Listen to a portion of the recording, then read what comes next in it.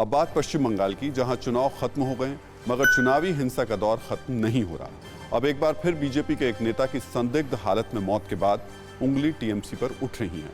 खास बात यह है कि मृतक देवाशीष आचार्य ने 6 साल पहले ममता बनर्जी के भतीजे को सरेआम मंच पर थप्पड़ मारा था, जिसकी वजह से सवाल उठ रहे हैं कि कहीं उसकी मौत 6 साल पुराने थप्पड़ की गूंज तो नहीं है।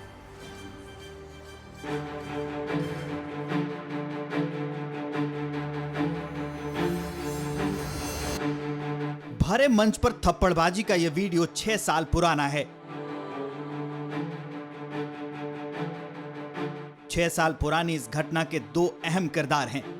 पहला, थप्पड़ खाने वाले बंगाल की मुख्यमंत्री ममता बनर्जी के भतीजे अभिषेक बनर्जी, और दूसरा थप्पड़ मारने वाला युवक देबाशीष आचार्य।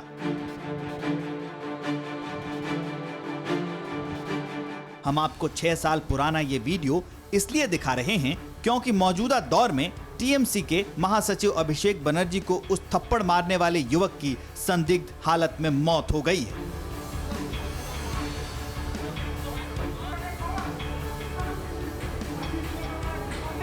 जिसके बाद आरोप लगाए जा रहे हैं कि यह मौत नहीं हत्या है, और यह हत्या उसी 6 साल पुराने थप्पड़ का बदला है।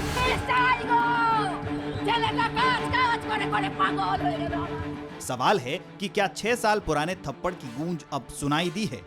ये सवाल इसलिए भी अहम है क्योंकि हालिया विधानसभा चुनाव में देबाशीष ने बीजेपी के लिए प्रचार किया था। अब आपको ये पूरी घटना सिलसिलेवार ढंग से बता देते हैं। देबाशीष आचार्य को 17 जून की तड़के गंभीर हालत में मिदनापुर के तुमलुक जिला अस्पताल में भर्ती कराया गया,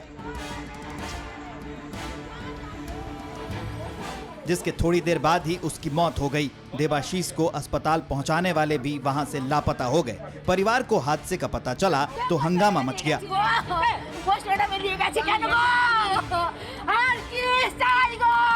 छानबीन हुई तो मालूम चला कि देबाशीष को 16 जून की रात किसी का फोन आया था, जिसके बाद वो अपने दोस्तों को छोड़कर उनसे मिलने चला गया। फिर वो रात भर घर नहीं आया और अगले दिन उसके मौत की खबर आई।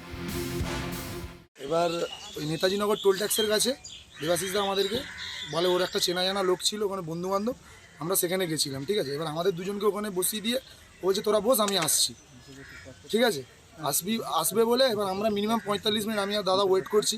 ঠিক আছে, বৃষ্টি পড়ছে, দুজনে আবার দোকানের কাছে বলে এলাম যে আমরা বাড়ি চলে যাচ্ছি। ও এলে ওকে বলবে যাতে ও বাড়ি চলে যায়। पुलिस फिलहाल पूरी घटना की जांच की बात कह रही है और देबाशीष को अस्पताल पहुंचाने वाले को भी ढूंढा जा रहा है, मगर इस वारदात ने एक बार फिर राजनीतिक रंग ले लिया है। बीजेपी देबाशीष की मौत को टीएमसी का सियासी बदला बताकर सीबीआई जांच की मांग कर रही है।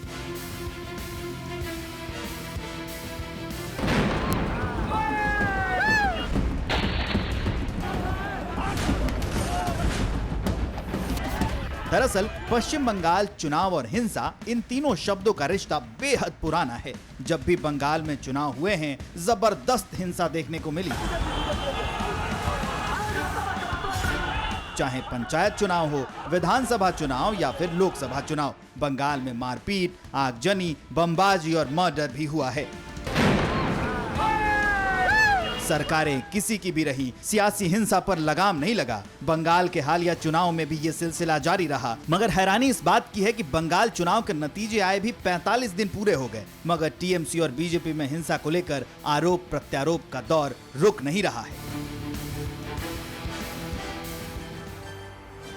तो बीजेपी भले ही देवाशीष की हत्या के पीछे टीएमसी कनेक्शन बता रही हो, लेकिन हम आपको यह भी बता दें कि जब देवाशीष ने अभिषेक को भरे मंच पर थप्पड़ मारा था और टीएमसी कार्यकर्ताओं ने उसकी बुरी तरीके से पिटाई की थी, जिसके बाद देवाशीष को बुरी तरह घायल हालत में कोलकाता के अस्पताल में भर्ती कराना पड़ा था और अभिषेक बनर्जी ने ही उसके इलाज का खर्चा दिया था।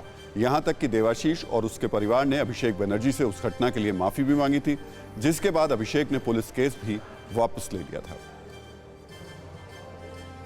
तो पश्चिम बंगाल में राजनीतिक हिंसा में लोगों को मारे जाने के आरोपों के बीच गंगा किनारे तैरती लाशें मिलने से भी हड़कंप मचा हुआ है। मुर्शिदाबाद के लोकल लोग बता रहे हैं कि पिछले 2-3 दिनों से 3-4 लाश नदी के किनारे तैर रही हैं। हालांकि ये लाशें किनकी हैं, कहां से आई हैं, किसी को पता नहीं है। जहां एक तरफ इनका रिश्ता बंगाल में हुई राजनीतिक हिंसा से जोड़ा जा रहा है, तो वहीं ये भी अंदाजा लगाया जा रहा है कि गंगा नदी में ये लाशें पटना से तैर कर आई हैं। फिक्र आपकी, सोमवार से शुक्रवार रात 9 बजे सिर्फ TV9 भारतवर्ष पर।